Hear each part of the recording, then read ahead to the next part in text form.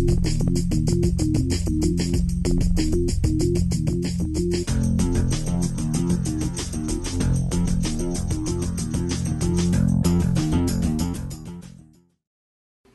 afternoon. I'm Curtis Haymore. I'm president of the National Capital Area Skeptics. This is our meeting for April 24th, 2010. I'd like to thank J.D. Mack and Stage 2 Productions for providing the videotapes for this meeting. Today is a very special meeting. We're honoring Ray Hyman today. Ray Hyman is one of the world's leading skeptics. He's an authority in the study of deception, self-deception, and why people believe strange things. He has over 200 articles on these topics. Despite intense controversies, he is recognized as one of the most fair-minded skeptics, and he's been able to maintain the respect of both parapsychologists and fellow skeptics. He's Professor Emeritus of Psychology at the University of Oregon, where he taught since 1961. He was also a founding member of CSICOP, if those who know what the CSICOP is, Committee for Scientific Investigation of Claims of the Paranormal. Did I get it right?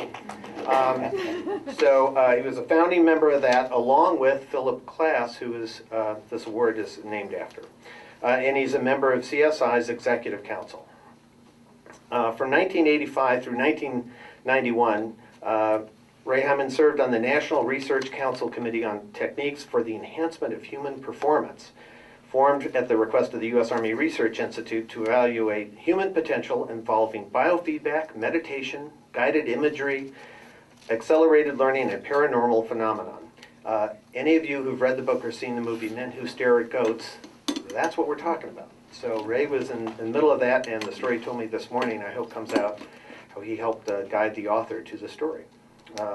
In 1995, Ray Hyman was one of the 2 expert reviewers on the American Institutes for Research panel conducted by the Central Intelligence Agency to evaluate the Department of Defense Stargate program of remote viewing. That's the ability to describe locations one has not visited. His skeptical review of Stargate research was influential in the panel's conclusion that the results could not be unambiguously interpreted as supporting a paranormal phenomenon. In 1989, he founded the Skeptics Toolbox, so he's actually tried to translate a lot of his knowledge to other people. And this is an annual summer workshop offering attendees close and formal interaction with him and other faculty instructors while tackling paranormal or pseudoscientific case studies using the tools of scientific skepticism. In 2003, Ray Hyman conducted a seminar workshop for us, our NCAS members here, and guests, on the psychology of psychic readings. He's currently working on 2 books entitled How Smart People Go Wrong, Cognition and Human Error, and the second book is Parapsychology's Achilles Heel, Consistent Inconsistency. So he will be honored today, and what we are honoring him with is an award that is named after Philip J. Klass. He died in 2005. Philip J. Klass was one of the original conveners of NCAS in 1987. And was an important longtime mentor to our organization. In 1975, he, along with Carl Sagan, Isaac Asimov, James Randi, Ray Hyman, Martin Gardner, Paul Kurtz, and Sidney Hook, and others, was a founding member of CSICOP, which is now called CSI. Klass was the senior avionics editor of Aviation Week and Space Technology, and he was known for explaining UFO sightings with pragmatic explanations. Although his detractors styled him as a debunker, in fact, debunking was the consequence, not the purpose of his efforts. He sought to investigate flying saucer reports and thus convert UFOs, unidentified flying objects, into IPOs, identified flying objects. He wrote several books on this, and we created this award in his honor in 2006, and the previous recipients had been Michael Shermer, James Randi, Robert Park, and Paul Kurtz. So Ray Hyman is obviously in the pantheon of the greats of the skeptic movement, and I would like to present that award to him now.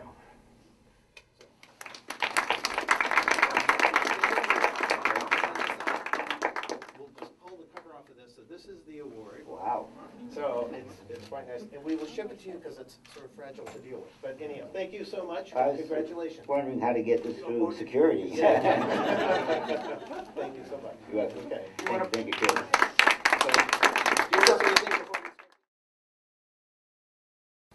So what we're going to do next is we're going to have Ray interviewed by DJ Grothe. And DJ Grothe is currently the president of the James Randi Educational Foundation, which is a good friend of the NCAS organization. He's formerly a professional magician. He has special interest in the psychology, belief, and processes of deception and self-deception.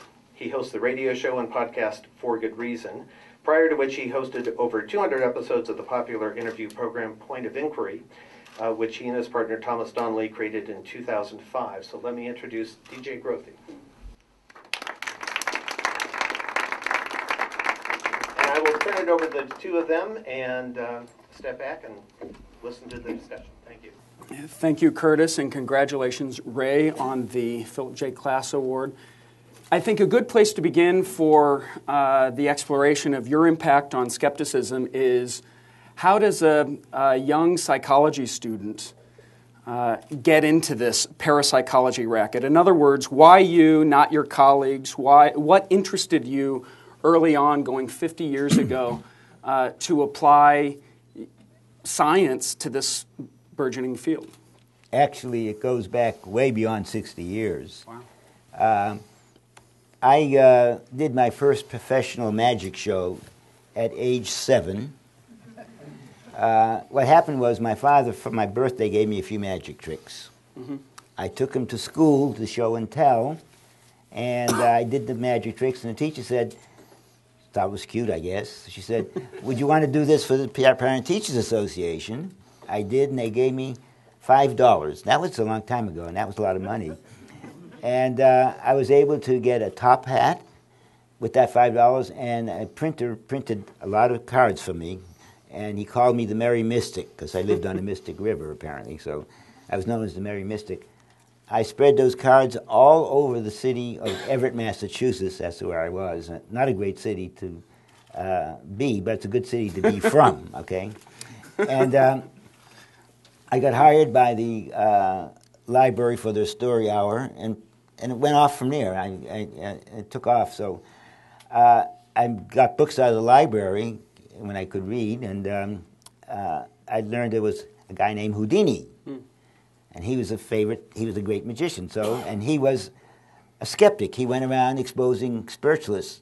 I never heard of them before, but it's something I had to do because I'm a magician, right? A young magician. So I know at least from age 16, I never got to attend a seance, but I was able to go to, they used to have, all through the Boston area, there were spiritual churches, and they would have message readings. Mm-hmm. And you could come, and there would be someone stand at the podium, a visiting spiritualist or someone, and people would write their questions, and they would be collected in a box and then put on the stage, and he'd reach in and take out one of the folded slips and put it to his head and answer the question, mm-hmm. Okay?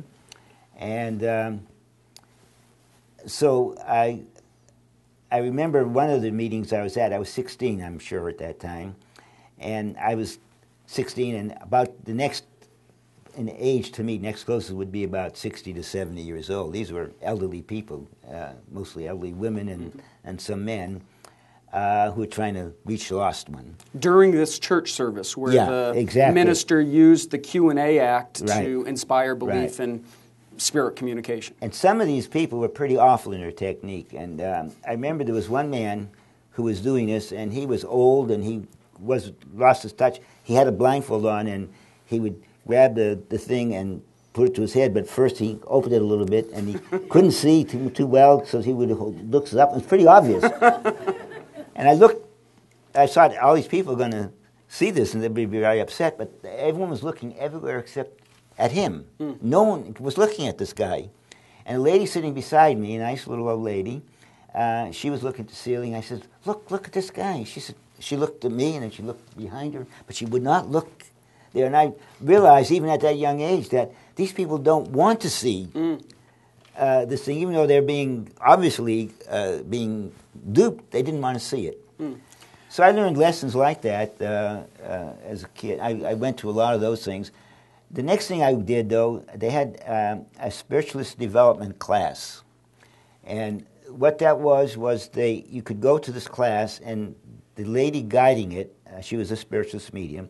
She had her own contact with the spirit world, and they all had Indian names. Hers was Running Water or something like that, I remember. And she assigned us each a spirit guide. And each meeting would open up where her spirit guide, Running Water, would come into the room from the back and come up the aisle and get on the stage and sit beside her. Of course, this is an invisible person. You see it, but this person would come, and she would run down and help, because it was an old spirit meeting, obviously. She would help it up on the stage, you know. And pretty soon, after a couple of meetings, other people were running to help this spirit up onto the stage, and they're all acting as if it's real. And I began feeling, boy, you know, I'm getting to feel like it's real too. So I just stopped right at that point. I love that. So you're actually drawing a really direct line from your background and interest in magic to your skepticism. And I love hearing the story about the spiritualist church. It tracks almost exactly James Randi's experience at age 14, where he stumbled in a spiritualist church in Toronto and saw the minister doing a Q&A act, and he was so enraged with a kind of righteous indignation that he marched right up to the pulpit and exposed the guy's magic tricks. Of course, he was arrested. And, you know, so at 14, at 16 in your case, it's that magic and skepticism connection. Do you think that's a necessary connection? In other words, there are all sorts of magicians out there who aren't motivated to go out and use their background in magic to advance critical thinking. There are even some magicians who believe. There are some famous magicians who supported the reality of Uri Geller. So being a magician isn't a necessary or sufficient condition to be a good skeptic. But in your case, it definitely fueled it. Well, and also in Randy's case, Randy gets credit, and Randy actually sometimes talks as if it's because he's a magician. But Randy is more than that. Randy is a Renaissance type of person. He has other kinds of background. He's a very smart guy, and he has other talents. And it's not because he's a magician necessarily that he's good at what he does. He has other talents as well. And but you're explaining your interest in parapsychology through magic. Yes, you're saying maybe if you weren't into magic as a young psychology student at Boston University, you wouldn't have, or at Harvard eventually, or when you wrote you published your first paper 50 years ago, maybe you wouldn't have gone in that direction had you not the magic background. Oh, sure. That's very likely so, I'm sure. But I must admit that as far back as I can remember, and remember, 7 is still pretty young, and it's a long time ago for me, I can't ever remember not being a skeptic. I do remember living in Italy for a while. I lived for 14 years in Italy. I was on the teaching at the University of Bologna. And I do remember having some thoughts that, I missed out a lot in life. These people going to the pageant and the ceremonies at the churches and stuff like that, something I missed out on. Maybe I missed something. So I did have that little pang of, just a little bit, that maybe I missed out on something, not having ever believed anything. I never can remember any moment in my life where I ever believed in anything that I couldn't test by evidence. You're admitting that you basically started out as a skeptic. You never went through this. You never went through a period in your life where you earnestly believed, examined the evidence, and then changed your mind. No, you started out as a skeptic. I always was, as far as I know. You published your first paper on parapsychology in 1957 in the Journal of the American Statistical Association. Most of your work as a skeptic, really resulting from that and all the other papers that you published, put you in this kind of no man's land as a skeptic between call them the knee-jerk skeptics, the people who dismiss these claims out of hand, and the unduly credulous parapsychologists. You were in neither of those camps. I mean, you were seriously a skeptic, but you, at least at the time, considered the questions worth asking, and in an open-minded, fair-minded way, you looked at the evidence. You offered a kind of corrective to the skeptics community.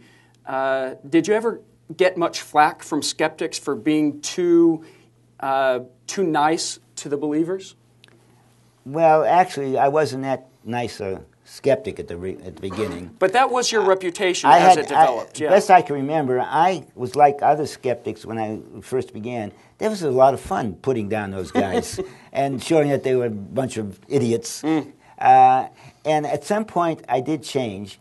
But I know it must have been fairly early because when I wrote that paper in 1957, I actually was invited to do it by the editor of the, William Wallace, who was the editor of the Journal of the American Statistical Association. There was a big controversy going on at that time over the work by Soule and Bateman on this psychic they had been testing for quite a while. And at that time, this was considered the strongest evidence for parapsychology. A guy named Basil Shackleton and later a lady named Mary Stewart. They just had these two subjects, but these people were consistent.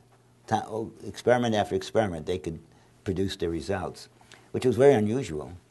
And so this was considered the greatest evidence there was, and there was a big controversy over it at the time. And so the editor of the Journal of the American Statistical Association, he knew me as a statistician, as a magician, and as a psychologist. And he said, those are the three components that are just right for someone to be able to unravel what's going on here.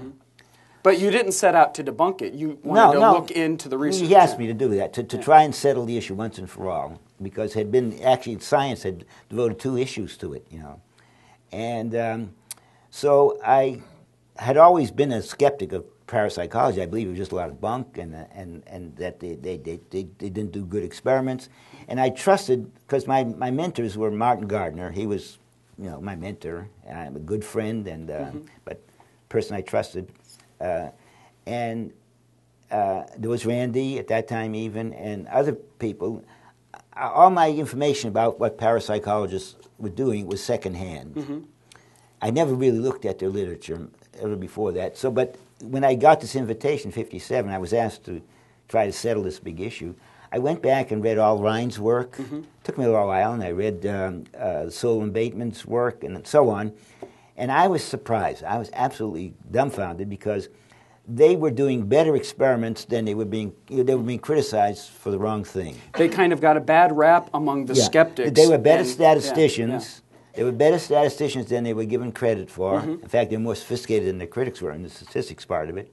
They could do some good experiments, and they did some bad experiments, but it was better than what I had been led to believe, but even by my friends I trusted. It turned out that the friends I trusted and the sources I trusted would pick the bad experiments and ignore they didn't know the whole thing. And the good experiments in parapsychology actually were pretty sophisticated. There was things wrong with it, but if you were going to attack it, you had to attack it at a more sophisticated level. And not just dismiss it out of hand as a bunch of... Because they were trying to be scientific, unlike Uri Geller and the astrologers and stuff like that. These people were trying to produce evidence according to scientific standards. They were trying to use the best statistics, the best experimental controls, and so on. So I felt at that time that they should be handled at that level. And I got into what I now think was a mistake. I got into this belief that only people who had carefully read their best studies and had the statistical know-how and the experimental know-how had the sufficient background to be a fair critic. So you, in other words, at that time, you've changed your mind, but at that time you argued that leave the criticism of this parapsychology research to other researchers, statisticians or psychologists, and the armchair skeptics should stay out of it. That was your line then. Yeah, and the bad consequence of that belief system was that I only knew myself and perhaps later Jim Alcock and maybe later Richard Wiseman. There are no other people who have the background to criticize it. No, who know the area, what these parapsychologists actually are doing, and who have the statistical and the experimental know-how to do it. So every time that someone wanted a critic, they would call me, because once you become known as an expert critic, everyone, that's how you become an expert. Everyone now comes to you. Right. And every time a newspaper, a TV station, anyone was going to do something, they'd always call me. And I say, no, I don't want to get involved with it. They say, well, who can we, and I would think, I can't think of anyone else who has so I better do it. Because of your position at the time That's that right. only a few qualified people Exactly. could do it. Yeah. And unfortunately, even though I find it boring, I don't like reading or paying attention to it, because parapsychology research is the most boring thing there is in the world, believe me. It's just a bunch of guesses, lots of data, and you do statistical testing. And, then if it has any connection to the paranormal, I don't know what the connection would be. So it's just dull. Well, you're bringing up a couple things just then. One, this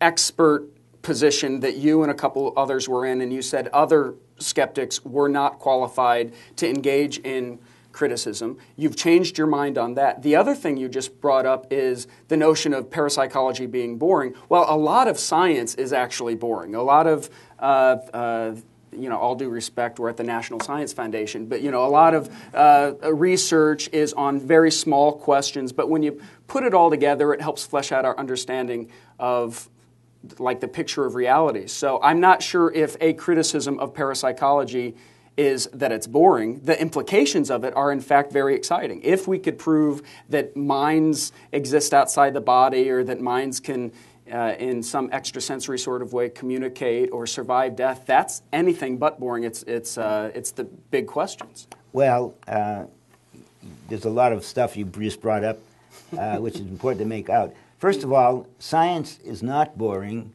because it's dealing with very specific questions, and these questions arise in the what Kuhn called normal science. In doing science, you have a framework. And you're testing a theory, and you have hypotheses that come out of that framework. And each experiment sometimes can bring results that challenge the framework. It makes it interesting, but you know exactly what's going on. But you're saying in parapsychology that doesn't They don't exist. have a framework. Yeah. They don't have any. They don't have a subject matter. They just have data. And if it has any connection to the paranormal, over 150 years, I've never seen them show any connection. It's just a collection of...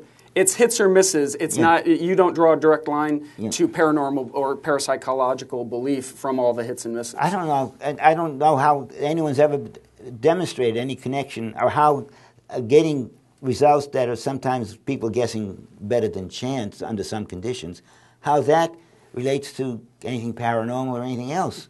It could be thousands of reasons why you get differences from chance. Most of it is because if it's data mining and stuff like that, But there's been never any tie of a theory. They have what we call it, even parapsychologists, many of them recognize it, they don't have a positive theory of psi. When they do their research, they have people guess, or they do other things. What they have is you have a sets of alternatives, and then you have what should be expected by chance. And they don't have any rationale. They don't have a positive theory about what they should be there, what the pattern of the results should be. So what happens is what's called the patchwork quilt fallacy that they fall into, which other scientists don't do, because scientists do have a very specific hypothesis, and there's got to be a specific pattern they're predicting. Parapsychologists, if you get something that's different from chance, and you can't explain it right away, you can't explain it by some mundane, as they call it, mundane theory about the world, that in terms of ordinary science, then they say, aha, parapsychology. So it's a negative definition of it. As a result, because it's negative, unlike other scientific testing and stuff like that, there's no way for them to be wrong.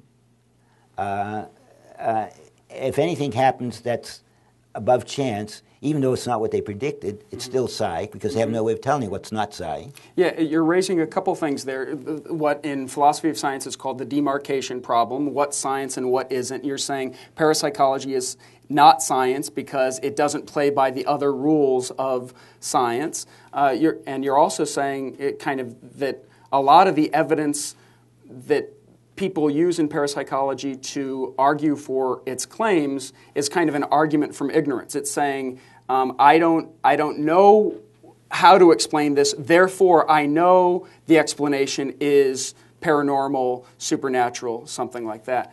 And so you say it's out of the bounds of science, but for 50 years you've, in a fair-minded way, looked into it. You've garnered this reputation being open-minded. You haven't found any evidence to support it. It sounds like you're suggesting maybe that wasn't the right approach. Well, you've got a lot of things you attributed to me now, that. I don't disagree with it, but I didn't say it so far. I haven't said those things yet. You said them. And we only have an hour and 5 minutes to see if I'm right. Yeah. Okay. Yes, I did change my mind about a lot of things, because up till 1950 was the big challenge where I took the Ganzfeld experiments. Again, I was challenged. I was asked to evaluate for two different things. For the IEEE, you know, they for some reason broke their rules, and they actually published a long article by Robert John, pro-parapsychology, and that created a furor. So they decided to balance it with me, and so I was asked to do a tutorial on parapsychology for the IEEE journal. You know. Something they don't usually deal with in that kind of a journal. To do that, and then I was also asked at another time, there was the 100th anniversary of the founding of the Society for Psychical Research. In 1982 was the 100th anniversary, and they held it at Cambridge, England, and they invited me to come as a skeptic to talk. So in both cases I said, okay, this is a good time for me to evaluate the status of parapsychology. You know, my first foray into doing this was back in 1957. Now With it's that first paper. Yeah, now it's 1982. Once and for all, maybe I should, but I can't. There's so many papers by then in parapsychology. It was impossible for me to sit down and read them all. And then also, I didn't want to take a sample of papers, because in any field, the majority of papers are mediocre at best. The top, we evaluate the field in terms of the very top, their best output. So I wanted to be fair, and so I went around and asked every major parapsychologist I could. I said, could you tell me what is the best evidence you have now, the best program in parapsychology, the very best? And unanimously, almost unanimously, they said this Ganzfeld experiments. So I then asked Charles Arnotton, who had published the first Ganzfeld experiment, if he could help me. I was interested in evaluating them, and he was all excited to have an outsider, you know, to look into what he considered their best research. And he said he would help me get every paper, even the unpublished ones. And ultimately, after 3 months, he sent me, I was teaching at Stanford at the time. I had their spook chair for that year. And I received a stack of 600 pages. Wow. Half of them consisting of what he counted as 42 separate Ganzfeld experiments. That's an issue we won't get into now, but how you count what's an experiment, what's not, can be a big issue. But there were fewer reports than that, but they covered, he counted as 42 separate experiments, and most of them were significant, okay? And this is what I had to evaluate.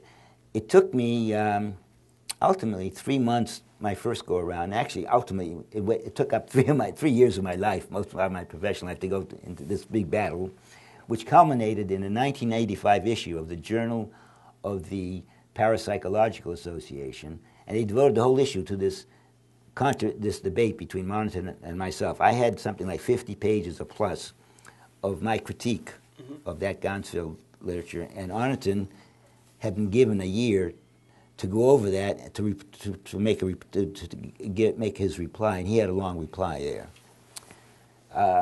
I thought his reply was in many ways stupid, and he didn't like my thing in the first place, obviously. So I asked, and the Parapsychological Association agreed, if I could respond to his response. So I wrote another, something like 85-page response to it all.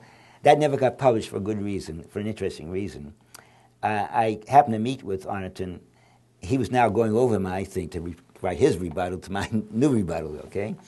And he was almost in tears. He said, "You said so many bad things about me in this thing here."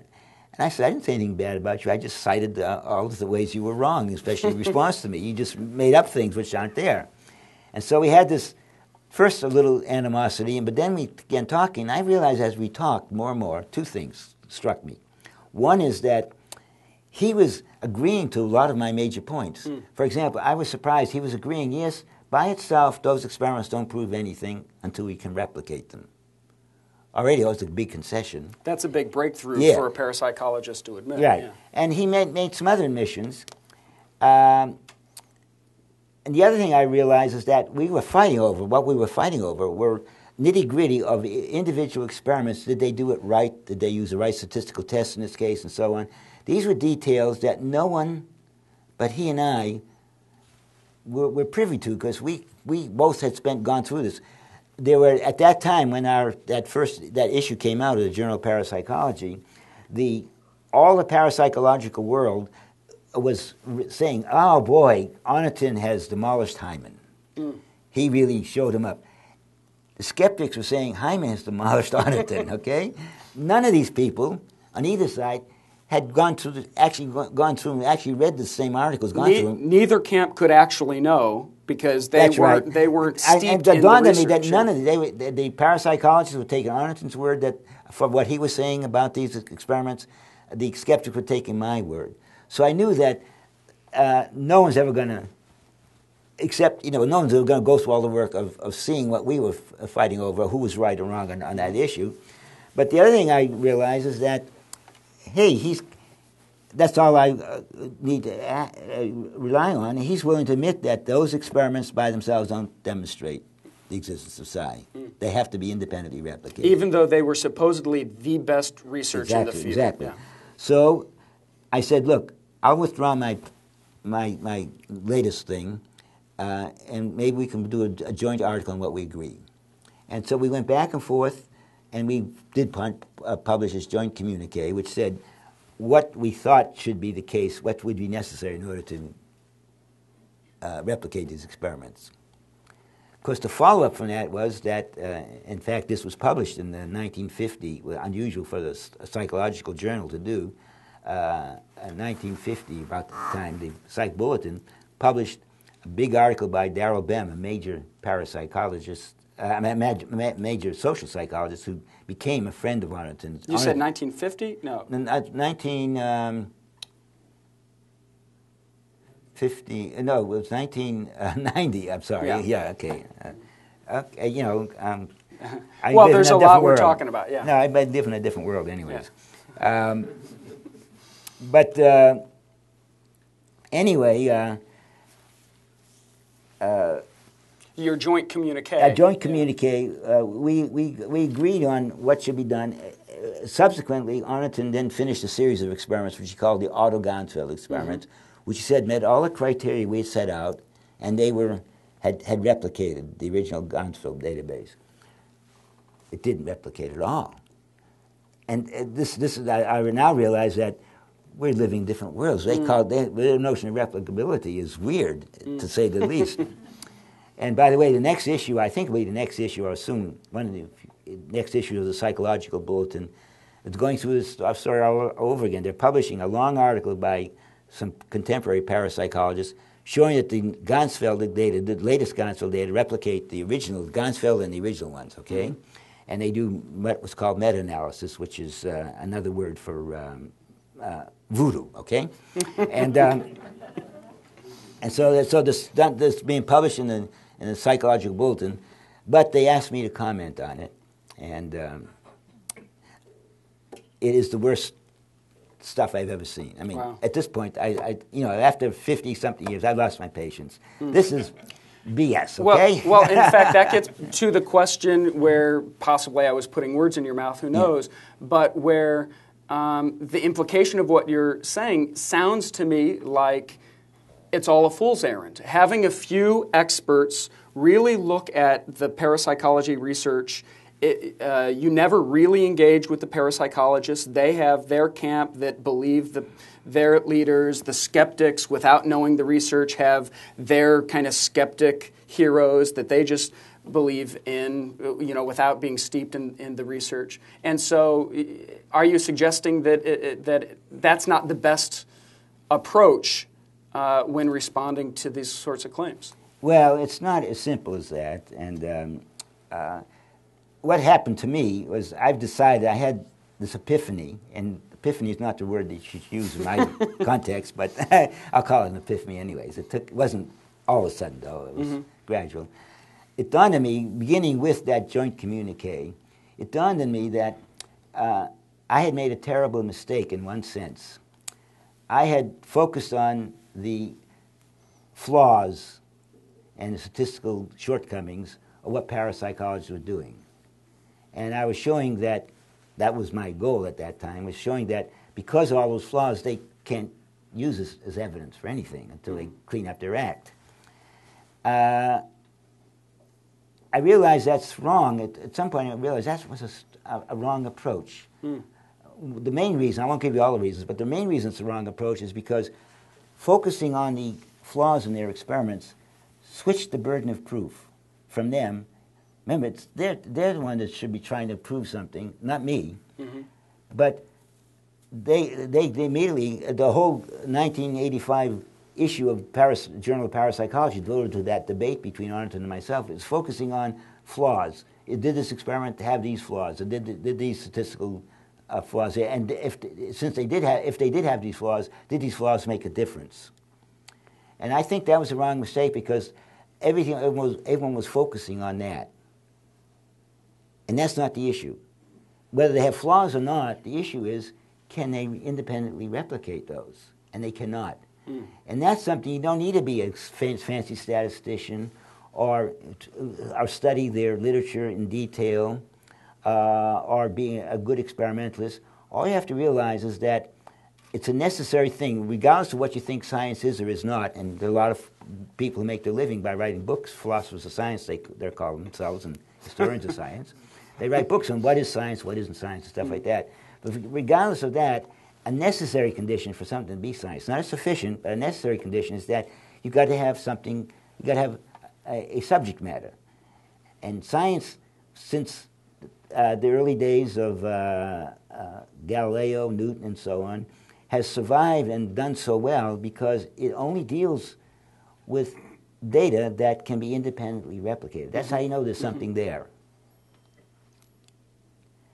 Well, parapsychology doesn't have doesn't have something there.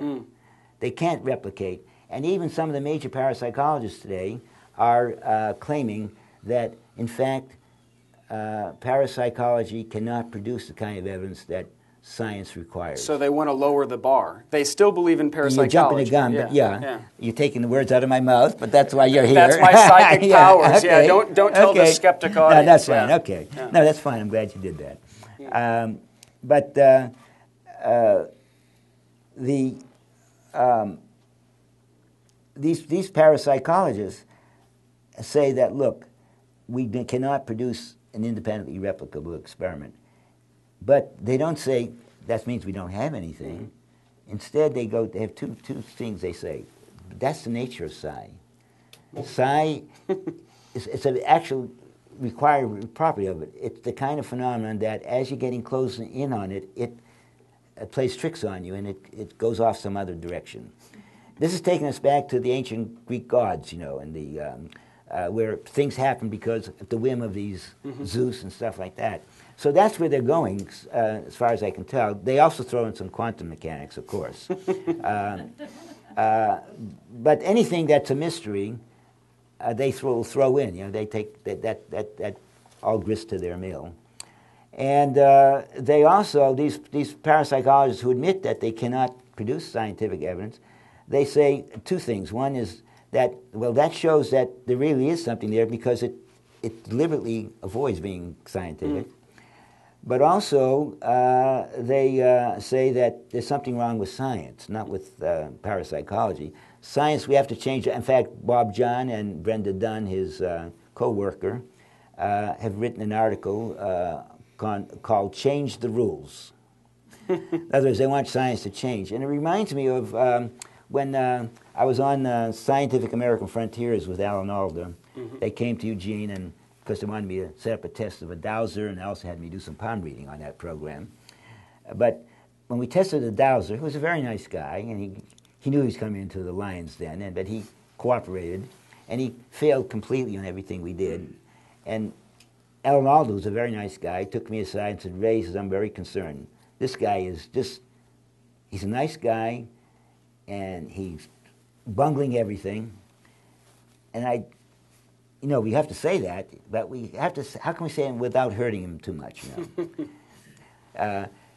And I remember we got in the van after we tested it at the fairgrounds in Eugene, because he had to find a place that was independent of interference. So we went all over Eugene, and we went to the fairgrounds, and that was where his dowser rod said, this is a safe place to be tested. So that's where we tested him. And so we're going back in a van back to the University of Oregon, where we were doing most of the interviewing and so on. And Alan began asking this dowser, he said, look, you were so sure about what you could do. You were absolutely sure you can produce this and do exactly, find these targets just as you said you could, and you messed everything up. How do you account for that? So this dowser said, well, I don't blame Professor Hyman. He treated me well. He did everything. Everything was fair that way. Everything was done fairly. Everyone was nice. You were nice, and so on. So all I can say is that the problem is that science hasn't caught up with us yet. And since then, this is what I think the parapsychologists are now saying, who admit that, by the way, it's only half the parapsychologists. The other half of parapsychologists are just the opposite, saying that we have now established the reality of psi scientifically beyond any doubt, reasonable doubt. So you have these two camps now in parapsychology. And they're fighting with each other. They don't fight with that. They don't even well, they acknowledge disagree. One another. No, they don't even talk. I wish I could get them. I spoke at, there was a meeting in 3 years ago in University of British Columbia.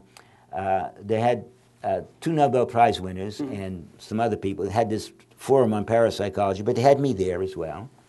And the idea was to examine the current state of parapsychology and why, this was in the program, and why scientists are not accepting the evidence even when it's there. So they beg the question already. So that's one camp, but this other camp that says there's not going to be evidence the way scientists want there to be because those criteria are too stringent, science is too demanding. The comments you made just a minute ago, when you're, I think, talking about changing approaches, where originally expert critics like yourself would criticize the research methods, right, and say, here's a failing or there's a failing. You're now saying maybe that was a fool's errand or something in that right now anyone, an armchair skeptic, could say, just repeat it. Just show me that it's repeatable, and then they don't have to be statisticians or experts. That does seem to be a shift of approaches. Okay, to simplify it, okay, we'll accept it at that level. But the point I was trying to make, was that at this meeting, with the two Nobel Prize winners, by the way, there's quite some prestigious people there. Richard Wiseman was there, and I was there. My goal I wanted to bring these two camps of parapsychology confront one another and say, okay, how do you handle this? Because Jessica Utz was there and Dean Radin was there. They're on the side of people say, we have established the reality of psi beyond a reasonable doubt. Right. And we've done it by the hardest of hard scientific procedures. And then there's this other camp of people, and I quoted them, I had a list of them. They weren't, only Bob John was there, so they had one of them there, who said that, no, we can't repeat anything. We don't have, according to scientific evidence, we don't have anything. I wanted to bring them together and say, well, how do you account for this? And this was the whole point of my talk. I got no response whatsoever. There's no response from the parapsychologists, and I still have not found. So they don't acknowledge one another. But they don't even talk about this. And I can't get them to come. How come these other guys are saying that there's nothing there? They won't respond. And I don't know what's going on. It's weird. These people, I don't think, they live in a different world. At first, my experience when I meet parapsychologists, I'm very impressed with them. They're very nice people. They're trained and have a PhD in something or other. They know their science. They're well read. You consider them sincere. They're not trying to pull one over on and people. that's until you. I'll give you one story, and I'll mention his name because I don't mind being sued now. Charlie Tart was a major parapsychologist for a while. I don't know if you ever heard of him. There was Targ, and it's also Tart, T-A-R-T. Well, when I was at Stanford, Percy Diaconis was somehow a friend of Charlie Tart's, but he was a friend of mine, and he's a teacher, statistician. He's also a famous magician. He said, Ray, it'd be good to get together with Charlie Tart. He's up there, and he lives right next to Berkeley, but he taught at UC Davis. And so we went and visited him. We had a nice day. He was a nice host. He ran me through some of his psi experiments there, and we discussed things, and he told me how we had more in common than we're the extremists on both sides. He said, we ought to stay together and be good friends and stuff like that. When I left and went back to Eugene, I left Stanford and went back to Eugene, suddenly I get this note from Charles Tart saying, you were on this program. He says, you think I don't know about it. You were on this program in Canada, a TV show, and you criticized my work. And since we're friends, you have no right to do that unless you first check with me first. Wow. That's not how science works, huh? Yeah. But anyways, I didn't remember talking about his work even on his program. So I called the producer of the show, and she was very nice. She went through a lot. She said, I went through, not only did I go over the show, but I went through the outtakes. We never mentioned Charles Tart or his work. Wow.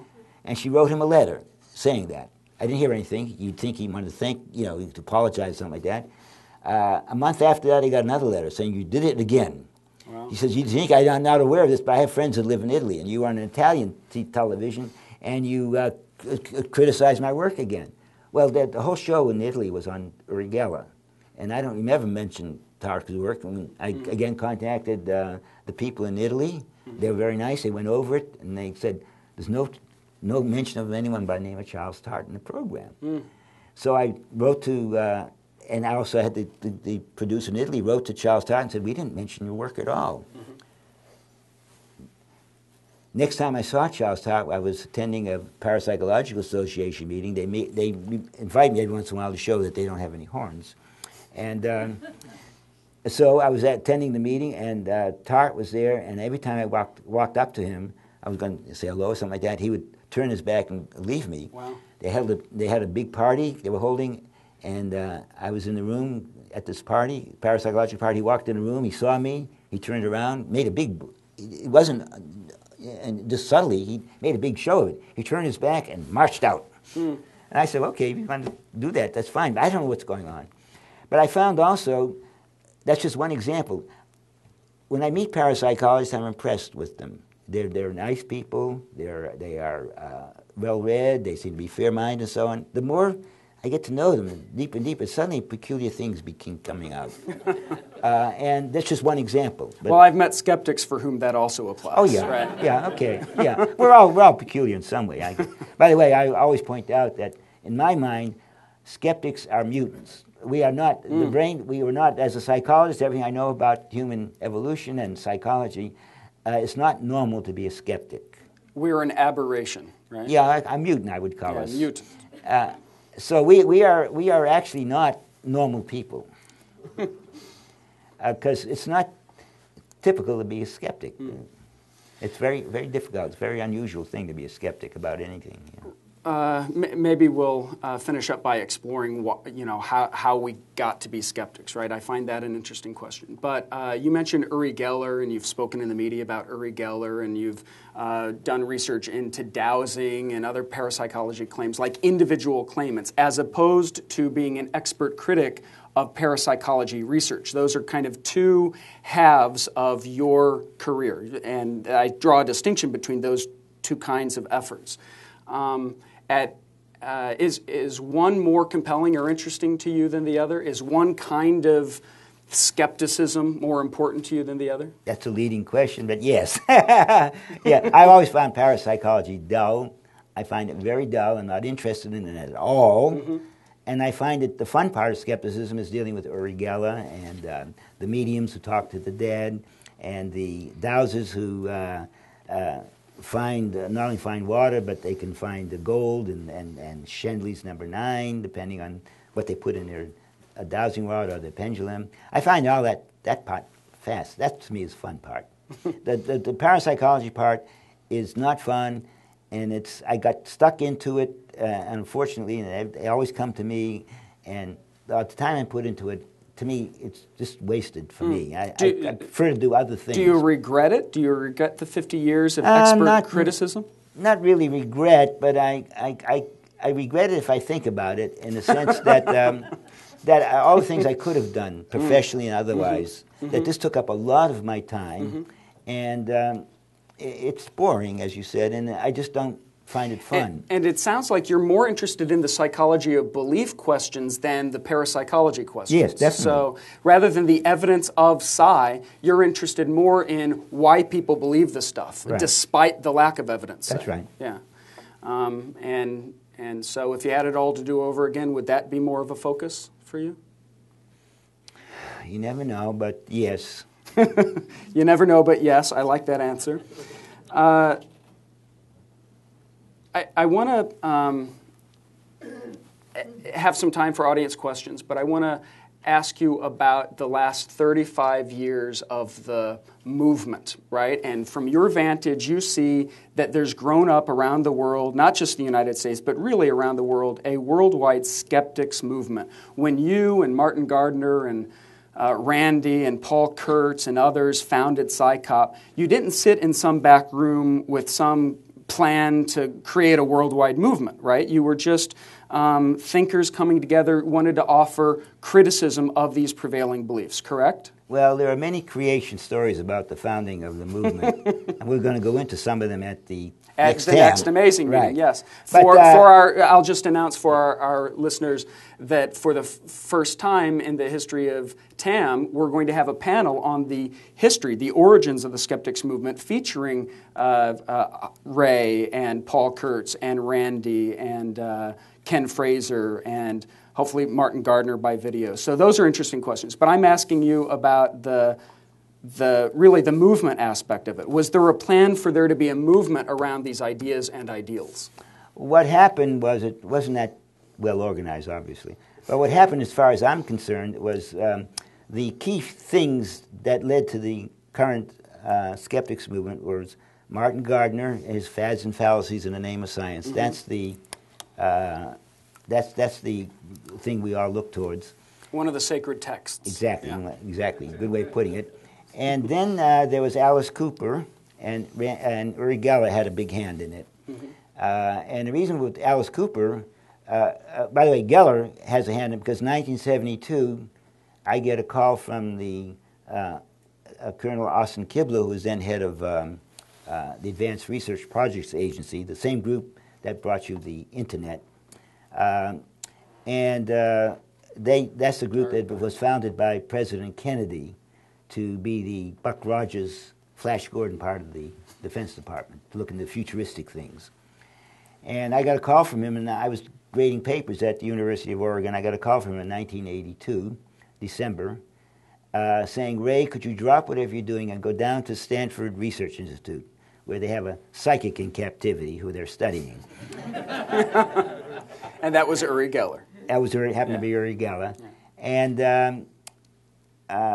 so I went down there, of course, and it was the most bizarre thing I've ever saw. And then, as a result of my report, they knew they weren't going to get any money from the Defense Department, so they took Geller on the road, and they went to New York and promenaded him in front of New York Time, on Time Magazine. And mm-hmm. Time Magazine got Randi to pretend that he was a reporter and sit in when Geller did his demo for them. And that's when Randi saw... The chicanery, yeah. Well, when Geller left the room, Randi apparently replicated a lot of what Geller did and showed it was a fraud. But anyways, as a result of that, in 1972, Time Magazine had an article called "The Magician and the Think Tank," mm-hmm. and they pointed out how Randi had that here is this psychic. So the first written publicity Geller got in this country was a expose by Time Magazine. And this was before CSICOP. This is 72. Oh yeah, this is before. This is 72. Yeah.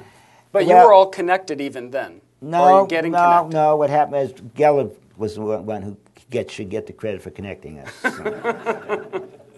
What happened was, as a result of this, I didn't know Randy that well at the time. I knew of him, and he knew of me because we both were disciples of Martin Gardner. Yeah. But I was out here in Oregon, and so as a result of this article, I'm in it and Randy's in it. We are the two key people who were exposing Geller at that time. Randy then was traveling with Alice Cooper. I knew nothing about it. I don't know. The rock star Alice Cooper. Yeah, Randy was part of his I thought Alice show. Cooper was a she when he called me about it. But anyways, he was traveling with Alice Cooper. And Alice Cooper, I don't know if you know about it. I didn't know much about it. I don't know much about modern music. I stopped with Beethoven, and anything after that is too much for me. But anyway, I get a call from Randy. He's traveling. He's part of the show. Randy was traveling as a mad dentist, then later becomes a mad magician, and he cuts off Alice's head in a guillotine, and he dances around the stage. This is how they end the show, apparently, with the blood dripping from Alice's head. And then everything goes black, and then there's a long pause, and then there's a resurrection scene, and Alice comes back from life, and that's how they end the show. And Randy was a big feature of it, of course. So Randy was traveling with the show, and they came to Portland, and I get this call from Randy when he's in Portland. He says, "Ray, you got to come up here. Alice Cooper wants to see you. He wants you to look at the show and explain to him why he's got these problems with his fans. He's got very young teenagers like him, and college students like him, but high school students have nothing to do with him."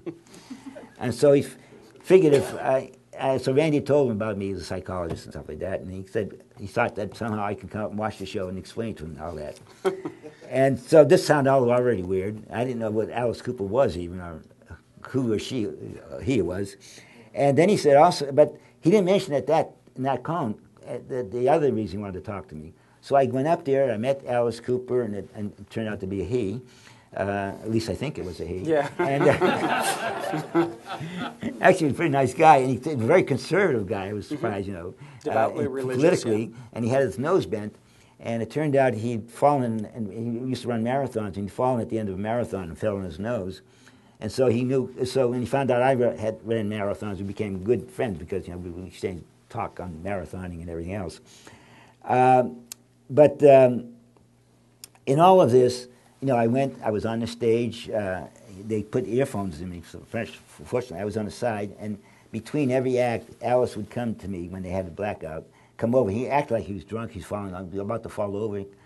He actually was addicted to beer, not to drugs. Everyone else on his group were into bug. They were smoking all kinds of stuff, but he only drank beer, Coors beer, and and he would come to me. He would straighten up in between the acts when all the lights went off. He'd run over to me and explain to me what's going on. He said, "Now, wait, this next act, you're going to see the kids are going to throw things at me. They're going to be mad at me because I'm going to insult their parents." And he would explain everything, and he had perfect control of everything. But he knew more about what's going on than I did. He didn't need my advice on that.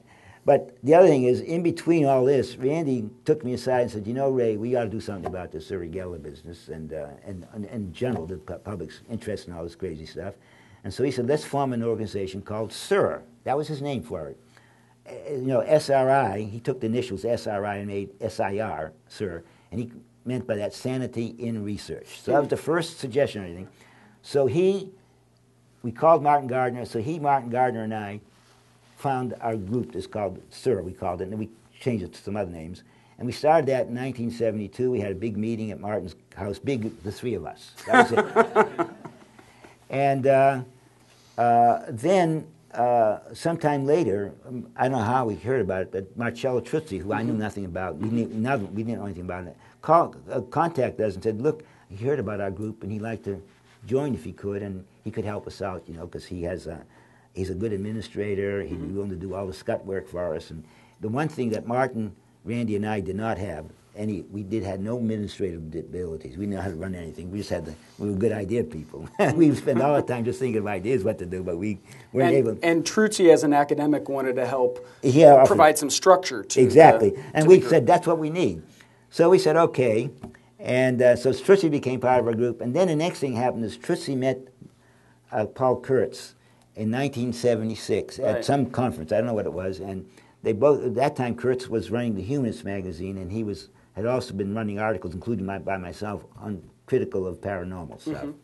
So CSICOP was originally kind of a subcommittee of the American Humanist Association or something, or well, no, we tried to make it clear that we weren't going to be connected, and that's been the point of friction ever since. Yeah, the split. Yeah. But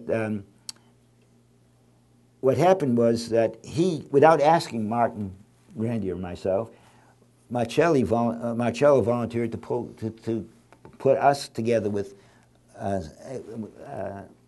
Kurtz and his group, and we would form this big group called CSICOP. And so we had a big meeting in '76, and that's how it all started. So the reason I asked the movement question is that in recent years you've been speaking out more, suggesting to audiences that some of the approaches of the expert critics of parapsychology, some of your approaches may have been misguided. Again, don't want to put words in your mouth, but you've suggested that, conversations we've had, maybe that some of the previous approaches to criticizing parapsychology are there could be a better way to do it. So the reason I asked the movement question is that here's a young we have so many new generations of people who hold you up, and Randi and Gardner and others, kind of as skeptic heroes, as role models, and they want to emulate your approach. They want to do what you've done and kind of continue to carry on the torch. If you're saying it might not have been the best way to go about it, well, what do you have to say to them who say, I want to in a fair-minded way look at parapsychology research, say, and see if it's up to scientific standards? Well, in 1986, I wrote this article called Proper Criticism, and it's been the most repeatedly published article I've ever written. It's been, every skeptics group in the world has republished it. It's been republished again. It's going to be republished in a commemorative issue of the skeptical movement by the British journal The Skeptic. And so it's also been published in books and stuff like that. And all it is, my article on proper criticism, is just a list of platitudes that you should know. If you're attacking someone, don't attack the person, attack the problem. Right. And be reasonable, and be fair, be sensible. That's about it. It's about a bunch of little platitudes like that. Yet it's been the most published thing. Everyone reads it, everyone praises it, and no one follows it. Including myself. So, but what I'm trying to zone in on is if the approaches that the skeptics movement or leading skeptics have taken in the past, if it might not be the ideal way, what's the alternative? In other words, what's next for the skeptics movement? If you're suggesting the answer is not for expert critics to invest 50 years and whole academic careers into, in a fair-minded way, looking at the parapsychological research, well, what's the alternative? Well, first of all, I don't know, but I do have ideas. One thing I'm going to correct now, a chance to do it. Curtis is introducing me. By the way, there's some wrong stuff also. People get information on me off the web when they wrote about me in this pamphlet that you have, the program and so on. Some of it's true. Some of it is not quite true. He said I'm on the executive council. I was right from the beginning, I was on the executive council, but I think for the last 5 years I've not been on the executive council. And I've had nothing to do with CSICOP. Not deliberately. I think it's because we have some strategic differences, maybe. Well, I'm not even sure it's that. They have differences with me. I don't have differences with them. But okay. But to me, the skeptics movement, one of the big things we had was allocation of resources. I've always been saying you got to live within your resources, not because I'm a Republican, I'm not. I'm a Democrat. But I do think we ought to use our limited resources. At that time when we started CSICOP, we did have limited resources. We ought to use them wisely and most effectively. And I thought we got the most bang for the buck by focusing on not trying to get to everyone in the world, but focusing on opinion makers, journalists and teachers, educators. if we could influence those people and help them, we're going to have the biggest audience. The other thing I thought was we were doing the most was with the Skeptical Inquirer. We were reaching the most. However, Kurtz and the other powers there somehow were more, and you used the term, I thought it was great, edifice complex. Yeah, quoting me in front of an audience, great thing to say. But yes, I've cheekily introduced Paul Kurtz a number of times as our man with an edifice complex, wants to build an organization. Buildings. So they keep multiplying these centers all over the world. They're very expensive. They have to raise money and so on. So they're always fundraising and so on. And that's become more what the skeptics, and two things.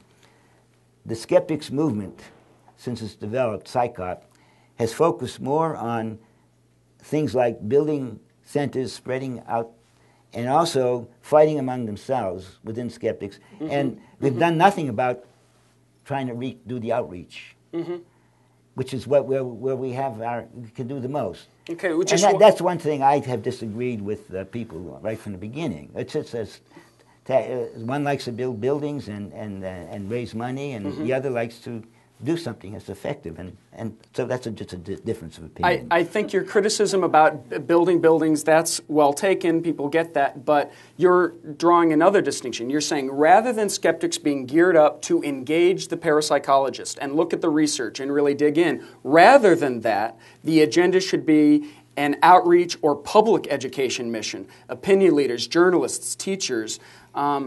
That's what you've done, surely, your public appearances, your appearances in the media, but you've also spent the last 50 years doing the hard research, or at least looking at the research to see if it's up to snuff. And I'm just trying to pin you down on this. Are you suggesting that that should be less of a priority for the skeptics movement than this public education, this public outreach?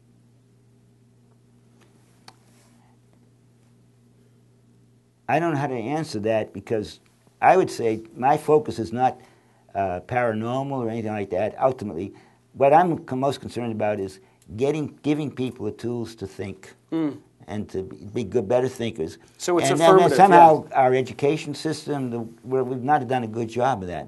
I think we can do better. And to me, skepticism, and the skeptical movement, dealing with the parapsychology, is just a good forum to work on those kinds of problems. If we can do it there, then we can do it elsewhere as well. And it's going to involve science. It's going to involve knowledge of thinking, critical thinking. It's going to involve the things we like to pride ourselves on, and understanding the psychology of it all as well. We've got to realize that what human limitations are and what it is that is pushing people in this direction. And so my feeling is that we've got to do more in that direction, and skepticism is just one tool for that. Please join me in thanking Ray Hyman for this fun conversation. Thank you, Ray.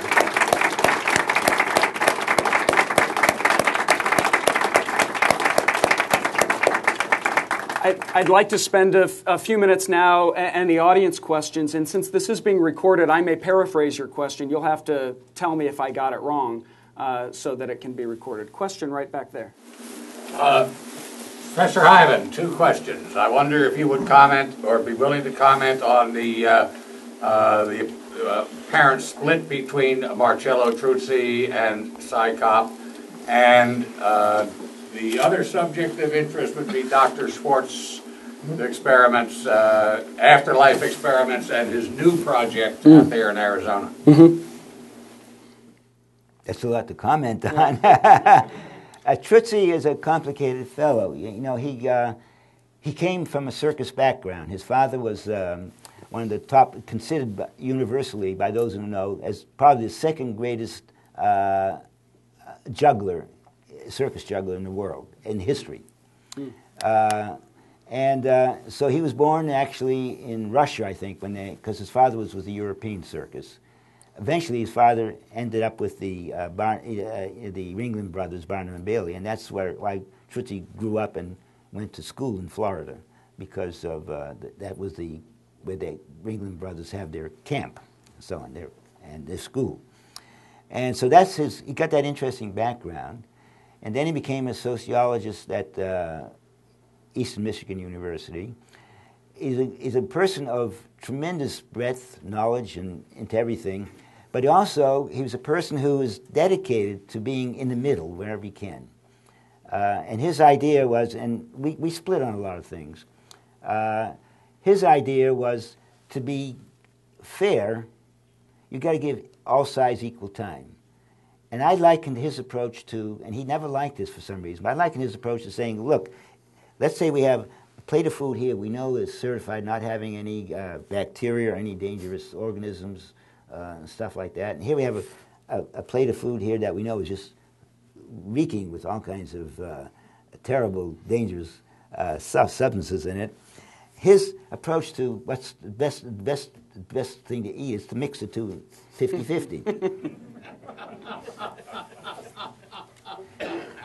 And his approach also was, you got to give equal time to all sides, even though one side may be crazy and the other side has an awful lot of scientific evidence and everything behind it. And so I never could understand that, and we always split on that kind of a thing.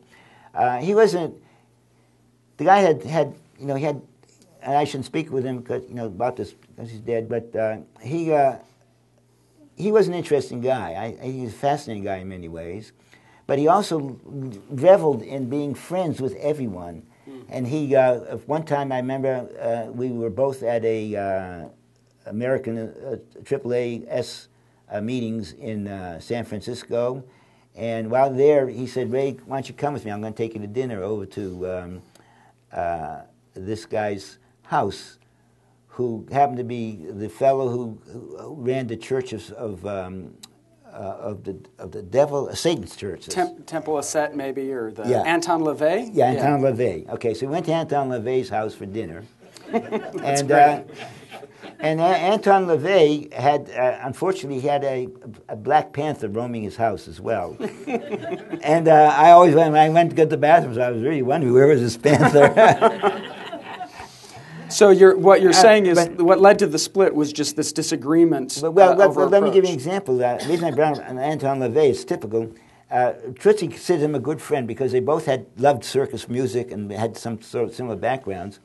But LaVey was very proud of the fact that that he had all these people in the Church of Satan, all these suckers he called them, went in front of us.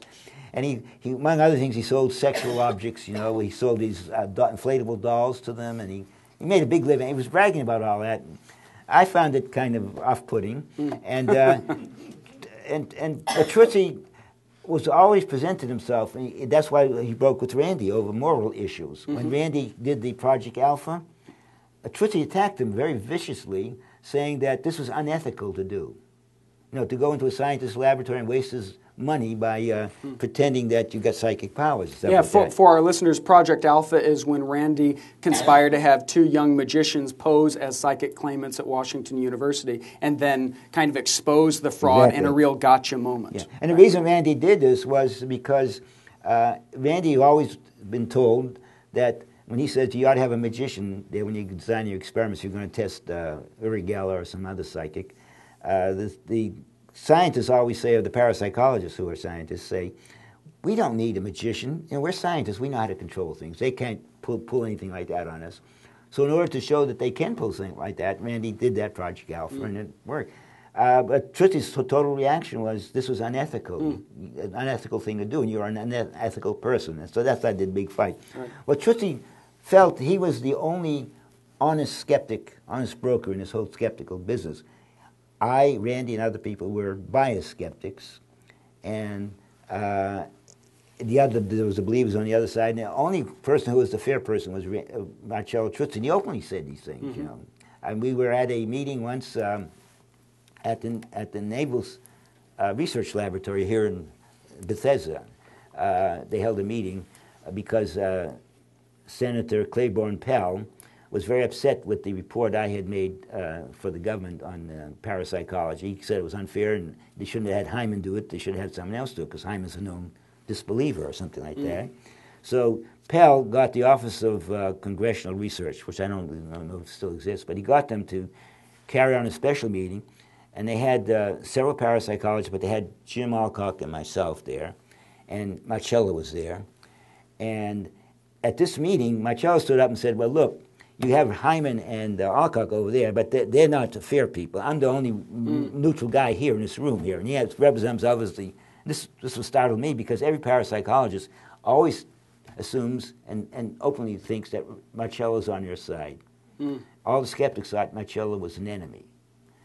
But Marcello thought he was the only neutral person. He thought he was the one person in the middle. I want to try to get some other questions. Any right here? I'm curious your thoughts on James Randi's approach with the $1 Million Challenge.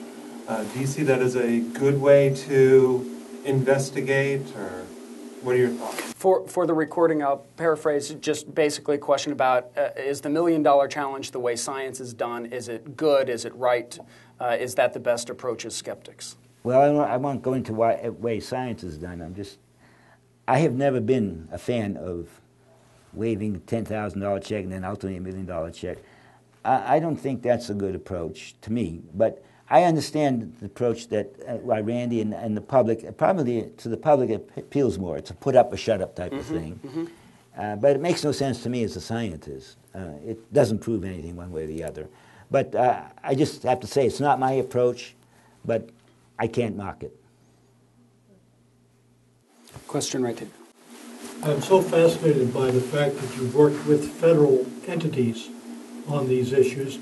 Could you give us some reflection about where the hopeful ways might be to help penetrate the pseudoscientific approaches of the federal government? I give the example of the fact that FDA still allows homeopathy.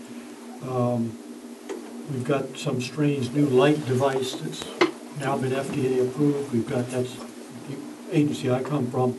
We're using the polygraph right and left, and a lot of these other things is very dubious science. How can we help the federal government to think more rationally about these? So the question, what's the best approach to change the government's support, diminish the government's support of the pseudoscience and the paranormal? I'm not sure how to do that because the government agencies is this big bureaucracy with all kinds of little pockets in it. And what I found was that there are pockets that do all kinds of weird stuff, but the other pockets don't know about it. And there are also real good skeptics in the area as well. The military, the CIA, I know, and some of the other agencies that I have had some direct contact with. And what you have is that one side doesn't know what the other side's doing. One of the things I found was that if I could get access, and if they had a centralized database where I could check how many parapsychological things are going on, there's no way I could find out. And I don't think the President of the United States or anyone could find out, because what I find was that many of the people doing weird stuff, parapsychological work and stuff like that, like in the Navy, I found that, you only find these by accident, a lot of things that are called parapsychological work go under different names. They use code names for them. They put perception under unusual conditions. Well, that fits a lot of things, underwater and submarines, up and out of space and stuff like that. But a lot of the people doing oddball ESP experiments and other stuff will use that to cover up what they're doing. So and this John Alexander when I was on the committee on Techniques for Enhancing Human Performance, which was basically the Army Research Institute put up this money to have the National Academy of Sciences look into borderline techniques such as neurolinguistic programming, meditation, sleep learning, and parapsychology. Many vendors are selling techniques to various branches of the military based on these things. So we were asked to look at to see if there's any one of these things that have any possibility of being good, that the government was currently then using, including, using these recordings, subliminal persuasion, and so on. And most of the people, even in the agencies where this was going on, didn't know that it was going on, People, this John Alexander, Colonel Alexander, was running a military ordnance research at Fort Meade, I think it was. And he was sponsoring the research of Cleve Baxter. Baxter was the guy in the 1960s, was the first guy to attach electrodes to a philodendron plant and showed that it responded to psychically to people, to brine shrimp being burned in another room or something like that. And that started the talking to plants movement and stuff like that. Well, Baxter's still around. He's still doing research like that. And John Alexander, Colonel Alexander, when he was running the Ordnance Laboratory, was funding his work. Now, how did he get away with that? This is guns he's supposed to be dealing with, right? Got away with it because he told us ourselves, our committee, he said, look, if I spend anything over $10,000, I've got to document everything, to support some research. But if I spend anything up to $10,000, I don't have to say anything about it. So he was giving this guy $10,000 a day, each one's a separate contract. So he didn't have to report it. So no real clear roadmap on how to diminish the government's support itself for pseudoscience. Well, what it amounts to is the government is just a microcosm of the rest of society. It's the same thing. Some parts don't know what the other part's doing, and people, there are rogues, they're all around, and it may be good or bad because there are whole areas in the CIA and Defense Department, something like, where people go off and do their own thing, and the rest of the people don't know about it. Even the head of the CIA doesn't know about it. It's just amazing. It's just such a big bureaucracy, but also all these little pockets of people doing some strange things. And I'd like to believe that they still are a minority, but I'm not so sure. But because the head of, when I was there, our committee was formed in 1985. The then retired head of INSCOM, Army Intelligence, Albert Stubblebine III, who Tammy over here confirms for me. She knew Stubblebine. They were good friends, obviously, right? No, but she knew Stubblebine. He's the brother of Lee Marvin. He looks like him, too. So Lee Marvin's name must have been Stubblebine, too, I guess, before he changed it to Marvin. Okay, so I think we have time for one more question. Anyone? Right over here. You've spent a lot of time in academia, and I understand that getting grant money is very, very difficult.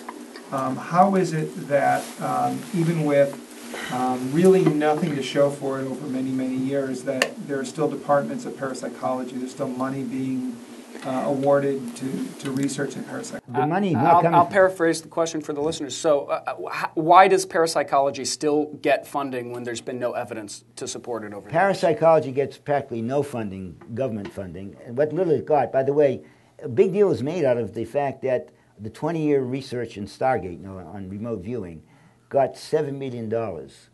That's a pittance of the military budget. But actually, the only reason that number, $7 million, comes around is because they got it from me. I was trying to find out how much was being spent only in one laboratory in California on the research they were doing, being supported by first the CIA, but then it was a national,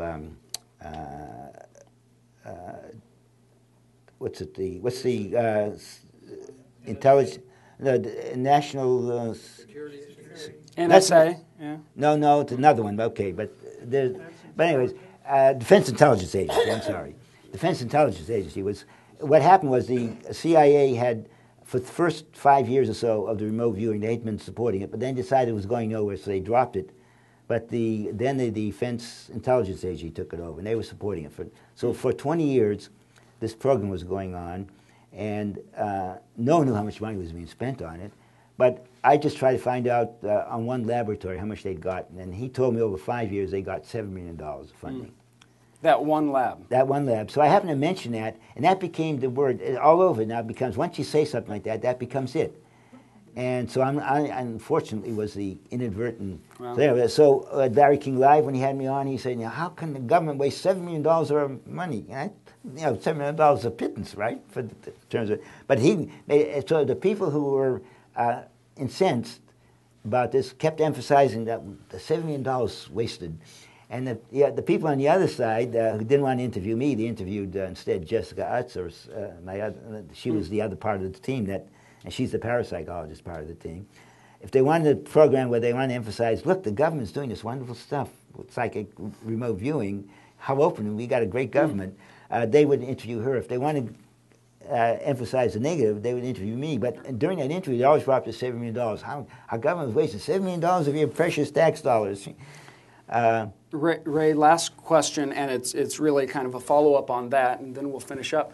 after 50 years of looking into this stuff, do you think the questions are still worth asking? Is the research still worth doing? So even if it's not government funded, is it still worth looking into all this stuff? For my part, no. But if people want to do it, I say, okay, if they're going to do it, I hope they do it in the best way possible. Thank you very much for the conversation, Ray Hyman.